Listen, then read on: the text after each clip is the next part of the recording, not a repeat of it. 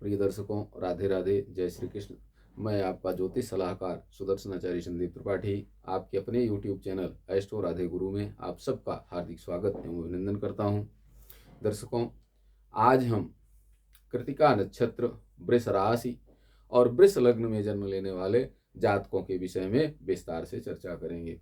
ऐसे जातक जिनका कृतिका नक्षत्र में जन्म हुआ है और जिनकी मेष या वृष राशि है और वृष लग्न में जन्म हुआ है, इनका स्वभाव कैसा होता है, इनका करियर कैसा होता है, व्यक्तित्व इनका कैसा होता है, किन किन क्षेत्रों में रोजगार की अधिक संभावनाएं होती हैं, कौन कौन क्षेत्र इनके लिए सुविधाजनक होते हैं, धन की स्थिति इनकी कैसी होती है, पारिवारिक स्थिति कैसी होती है, इनका सकारात्मक पक्ष क्या होता है, नकारात्मक पक्ष क्या होता है, इन सब विषयों पर विस्तार से चर्चा करेंगे। आइए एक नज़र आज के पंचांग पर डालते हैं। आज 10 जनवरी 2025 दिन शुक्रवार है। पौष शुक्ल पक्ष की एकादशी तिथि है। आज एकादशी तिथि 9:22 AM तक आज रहेगी। उसके बाद द्वितीया लग जाएगी, लेकिन एकादशी का व्रत आज पूरे दिन होगा। कल सुबह पारण किया जाएगा एकादशी का। कृतिका नक्षत्र, आज कृतिका नक्षत्र है। दोपहर 1:14 तक कृतिका नक्षत्र रहेगा। भद्रा की बात करें तो आज 9:22 तक सुबह मृत्युलोक की भद्रा रही, अर्थात जब तक एकादशी तिथि रहेगी तब तक 9:22 AM तक भद्रा रहेगी। मृत्युलोक की भद्रा में शुभ कार्य करने से बचना चाहिए। राहुकाल 10:30 से 12 बजे तक दिन में रहेगा। अगर आज हम किए जाने वाले कार्य के विषय में चर्चा करें तो आज क्रय विक्रय के लिए अच्छा दिन है। खरीद फरोख्त करनी है किसी चीज की तो उसके लिए अच्छा दिन है। आज पश्चिम दिशा की यात्रा नहीं करना चाहिए। पश्चिम दिशा में दिशाशूल होता है आज के लिए यात्रा के लिए, इसलिए पश्चिम दिशा की यात्रा से बचें। अगर पश्चिम दिशा की यात्रा करनी ही है तो थोड़ा मीठा खाकर यात्रा करें तो आपकी यात्रा सुखद हो सकती है। दर्शकों, हमारे यहाँ प्राचीन परंपरा रही है कि जब कोई शुभ कार्य के लिए मनुष्य निकलने लगता है, किसी दूर की यात्रा पर निकलता है, रोजगार के लिए जाता है या परीक्षा देने कहीं जा रहा है, ऐसी स्थिति में माताएं यात्रा पर निकलते समय दही चीनी खिलाती थी। तो दही चीनी का महत्व बहुत बड़ा है।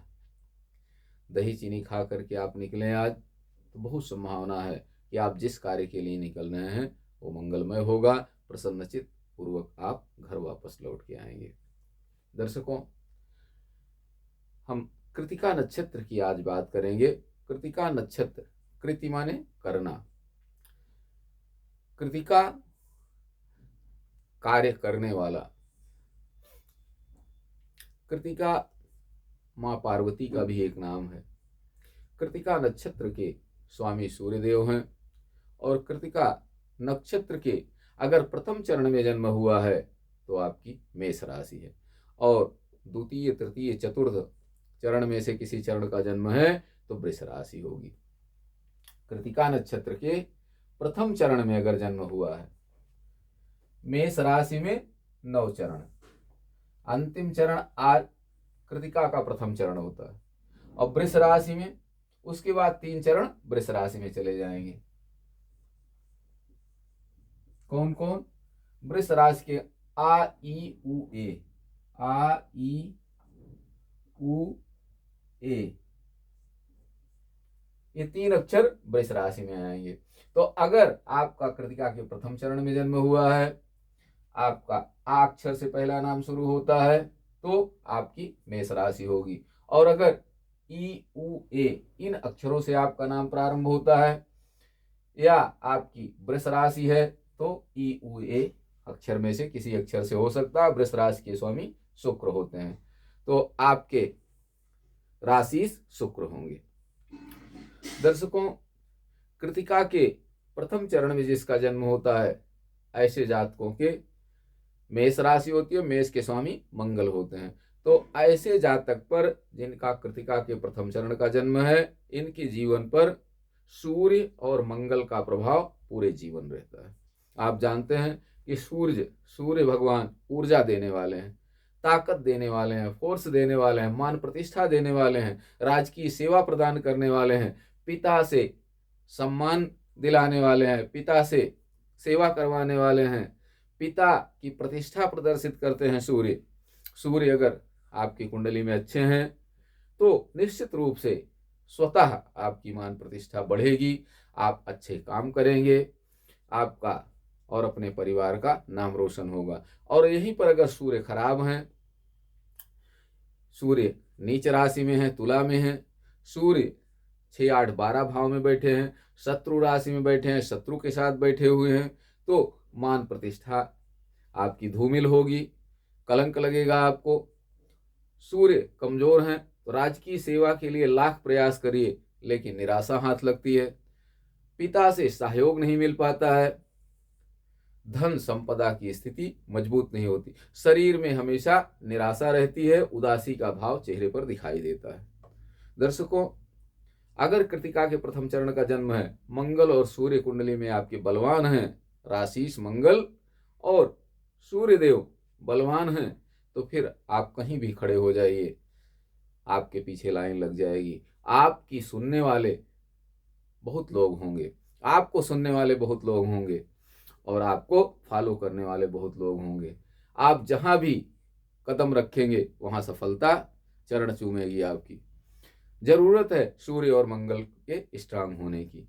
सूर्य और मंगल, अगर आप सिविल सर्विस की तैयारी कर रहे हैं, क्लास 1 अधिकारी बनना चाहते हैं, तो सूर्य और मंगल का स्ट्रांग होना बहुत आवश्यक है। अगर आप कहीं किसी सम्मेलन में, किसी चुनाव में प्रतिनिधित्व करने जा रहे हैं, तो सूर्य का स्ट्रांग होना आवश्यक है, मंगल का स्ट्रांग होना आवश्यक है, क्योंकि बिना मंगल के वो साहस नहीं मिल पाएगा आपको जो होना चाहिए एक प्रतियोगी के लिए। इसलिए मंगल और सूर्य अगर कुंडली में स्ट्रांग है, आपके कृतिका नक्षत्र के प्रथम चरण का जन्म है, तो आप बहुत हद तक समाज में प्रतिष्ठित होंगे, समाज में एक अलग पहचान आपकी होगी। लेकिन सूर्य और मंगल कमजोर हैं तो इसके विपरीत परिणाम होता है।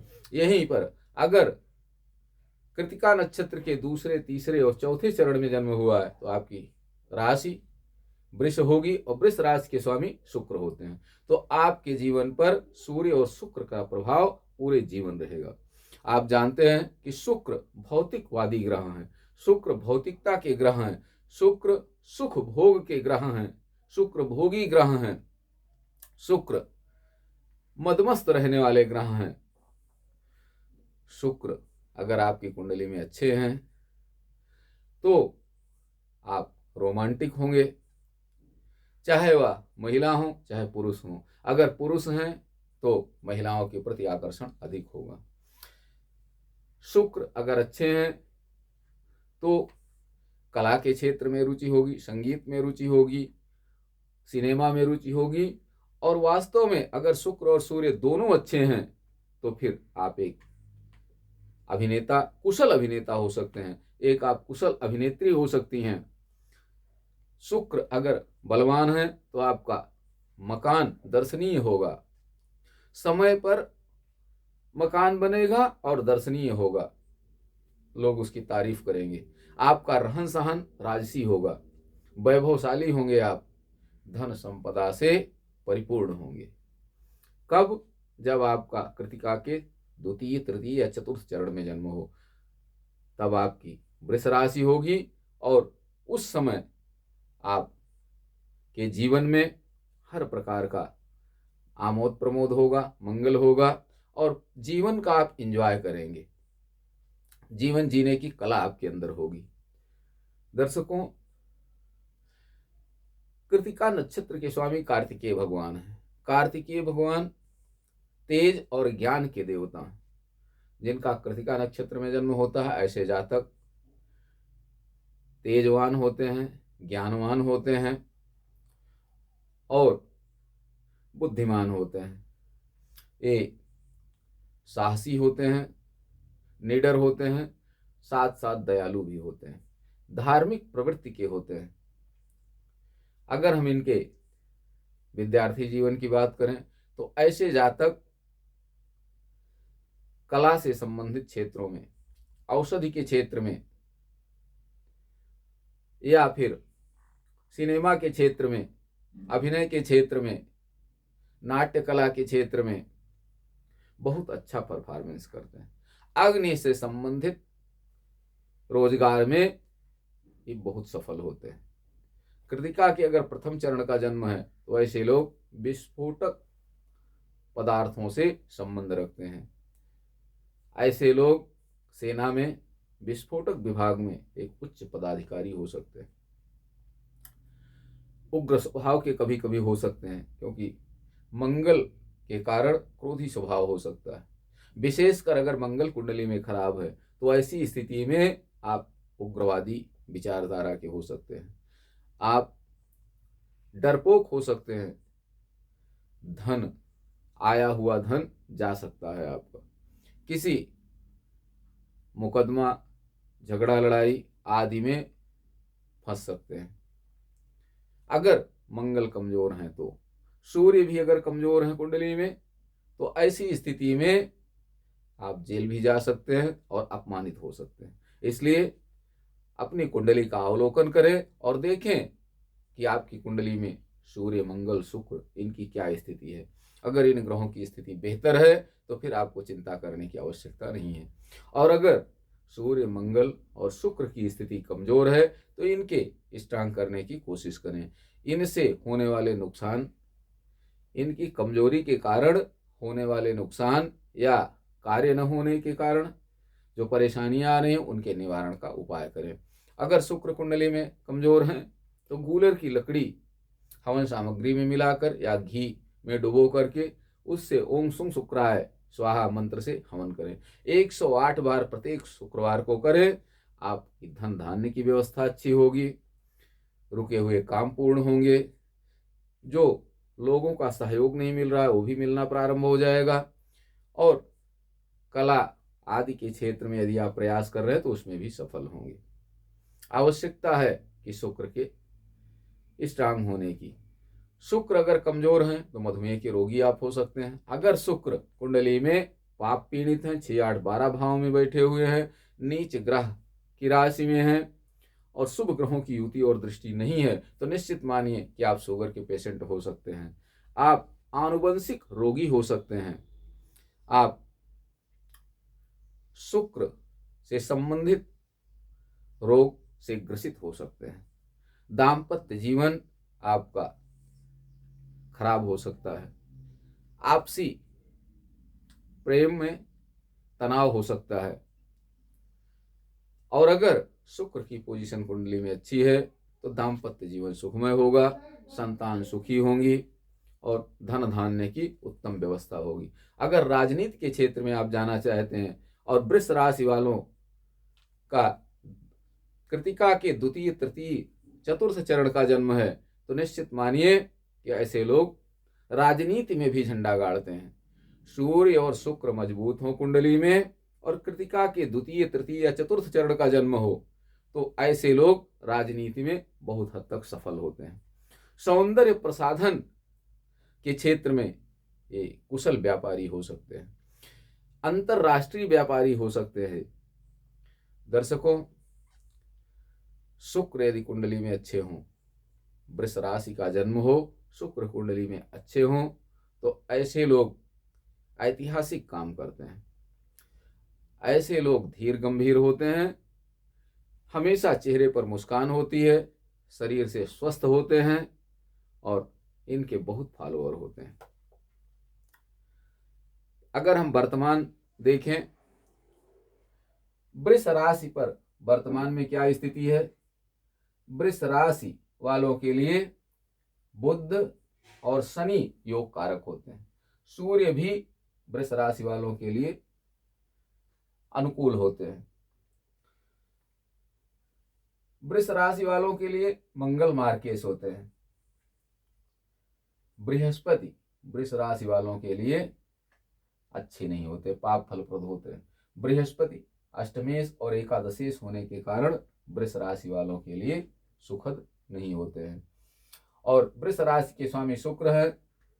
बृहस्पति और शुक्र आपस में शत्रु हैं, इस कारण से भी बहुत अनुकूलता नहीं होती। तो अगर कुंडली में बुध, शनि और सूर्य, शुक्र की पोजीशन अच्छी है तो ऐसा जातक प्रभावशाली होता है, प्रतिभाशाली होता है और रोजगार की दृष्टि से एक सफल व्यापारी हो सकता है, कुशल नेता हो सकता है। अगर हम माताओं की बात करें तो ये मधुर स्वभाव की होती हैं और अपना कार्य बनाने में निपुण होती हैं। हर व्यक्ति, हर समाज में एडजस्ट हो जाते हैं। दर्शकों, वृष राशि के जातकों को महत्वाकांक्षा बहुत ऊंची होती है इनकी। वृष राशि के जातक बहुत महत्वाकांक्षी होते हैं। वृष में चंद्रमा उच्च के होते हैं। ऐसा व्यक्ति ऊंचा मनोरथ रखता है और जड़ तक, समस्या की जड़ तक जाकर के अपने लक्ष्य को पाने की कोशिश करता है। जिस लक्ष्य पर वो जुटा हुआ है, जिस लक्ष्य को पाने के लिए प्रयासरत है, उस लक्ष्य की जड़ तक जाने की कोशिश करता है। गहराई में जाकर के सफलता अर्जित करने की कोशिश करता है। जब तक सफलता मिलती नहीं तब तक डटे रहते हैं उसमें। वृष राशि के जातक अगर शुक्र कमजोर है, मान लिया वृष लग्न का, वृष राशि का आपका जन्म है, वृष राशि है आपकी, और शुक्र छठे भाव में बैठे हुए यहां, और शुक्र छठे भाव में है तो क्या ये खराब फल देंगे? चंद्रमा तृतीयेश होकर लग्न में बैठे हुए हैं। चंद्रमा उच्च के हैं, शुक्र स्वगृही हैं। 6, 8, 12 खराब भाव माने जाते हैं, लेकिन अपने घर में हर ग्रह शुभ फल देता है। 6, 8, 12 भाव में स्वगृही ग्रह अच्छा फल देता है। तो यहाँ शुक्र हर प्रकार से अनुकूल है, छठे भाव में भी हर सहयोग बना रहे हैं। ऐसा जातक हमेशा प्रसन्नचित रहता है, प्रफुल्लित रहता है और धर्म कार्यों में रुचि रखने वाला होता है। जबकि अगर यहीं पर पापक ग्रह के साथ नीच राशि में शुक्र स्थित हो जाता, मीन राशि में होता, तो मान प्रतिष्ठा भी प्रभावित होती, जीवन भर रोग से ग्रसित रहता और गृहस्थ जीवन भी नारकीय हो जाता। लेकिन शुक्र अच्छी पोजीशन में है।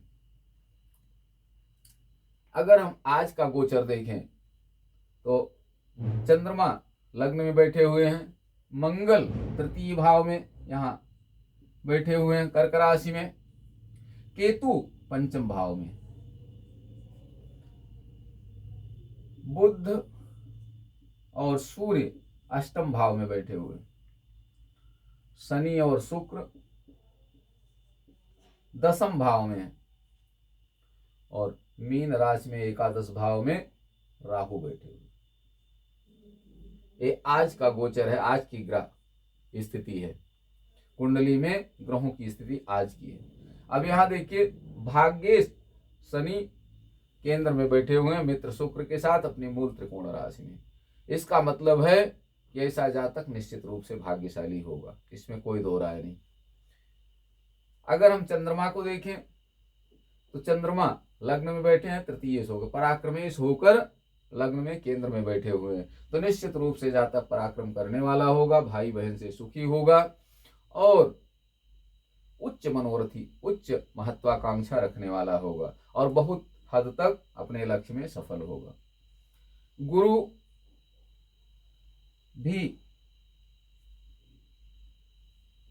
भी चंद्रमा के साथ वृष राशि में बैठे हुए हैं। यहाँ गज केसरी योग बना रहे हैं चंद्रमा और गुरु। गुरु अष्टमेश और एकादशेश भले ही हैं, लेकिन केंद्र में है, लग्न में है। एकादशेश है तो लाभ की स्थिति बेहतर करेंगे, भले ही शत्रु की राशि में है। अष्टमेश है इसलिए नुकसान भी करेंगे, स्वास्थ्य संबंधी परेशानियां ज्यादा हो सकती हैं। मंगल सप्तमेश और द्वादशेश होकर तृतीय भाव में बैठे हैं। जातक पराक्रम तो करने वाला होगा, लेकिन जरूरी नहीं कि वो पराक्रम करने में चंद्रमा जहां महत्वाकांक्षी बना रहे हैं, बृहस्पति शुक्र केंद्र में है, वहीं मंगल निराश भी करेंगे।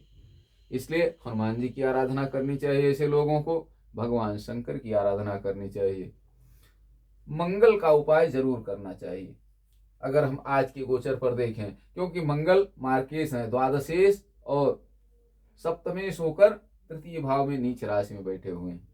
इसलिए ऐसे जातकों को मंगल को खुश रखने के लिए, मंगल ग्रह को प्रसन्न रखने के लिए हनुमान जी की आराधना जरूर करनी चाहिए। ओम हंग हनुमते नमः मंत्र का जाप करें तो निश्चित रूप से आपके हर मनोरथ पूर्ण होंगे। वृष राशि वालों के लिए आज का दिन बहुत अच्छा है।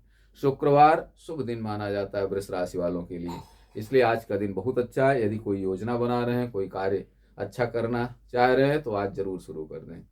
रुके हुए काम आज पूर्ण होंगे। अगर नौकरी रोजगार के लिए आपने कहीं अप्लाई किया तो हो सकता है कि आज आपका दिन शुभ हो, इसके लिए कोई शुभ समाचार मिले।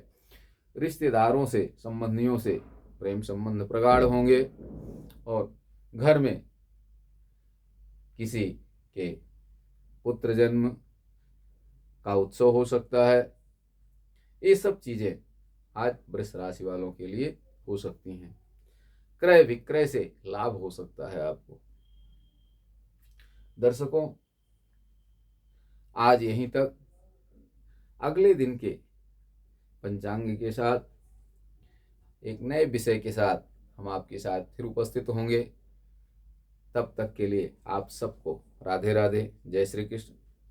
और अगर अभी तक आपने हमारे चैनल को सब्सक्राइब नहीं किया तो हमारे जो नए दर्शक हैं, प्लीज़ हमारे चैनल एस्ट्रो राधे गुरु को लाइक करें, शेयर करें, सब्सक्राइब करें, ताकि अधिक से अधिक लोगों को इसका लाभ मिल सके। धन्यवाद। आप सब स्वस्थ रहें, मस्त रहें, हंसते मुस्कुराते रहें। जय हिंद।